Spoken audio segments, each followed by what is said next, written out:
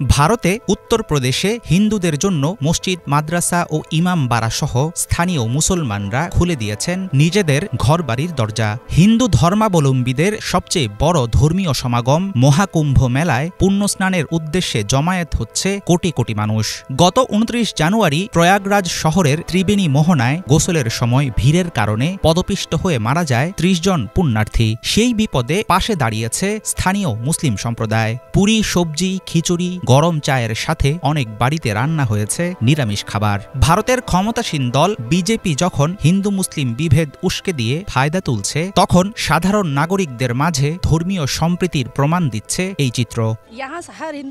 এখানে হিন্দু মুসলিম সবাই আছে, সকলে একতা দেখিয়েছে। কেউ নিজের ঘর খুলে দিয়েছে যাতে পুণ্যার্থীদের কোনো রকম কষ্ট না হয়। কেউ বিছানা দিয়েছে, পানি খাবার যে যা পেরেছে দিয়েছে। কেউ শীতের জন্য কম্বল এনে দিয়েছে, মানে আমাদের কোনো অসুবিধা হয়নি।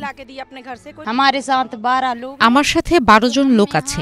আমরা এখানে কালকে রাত থেকে আছি। এখানকার মুসলমানরা আমাদের অনেক সেবা করছে।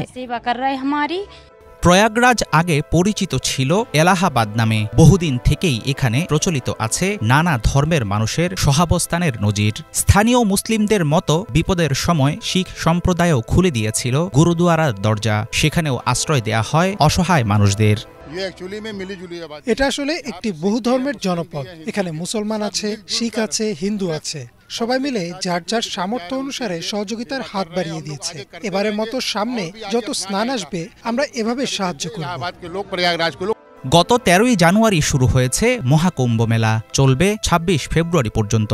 ভারতের সরকারি বিভিন্ন সংস্থার অনুমান, এবারের মেলায় বিশ্বের বিভিন্ন দেশ থেকে আসবে ৪০ কোটির বেশি মানুষ।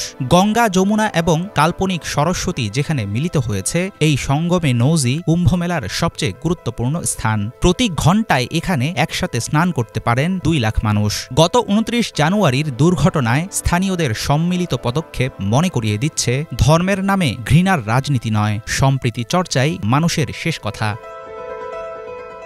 হাফিজুল ইসলাম, বাংলা ভিশন।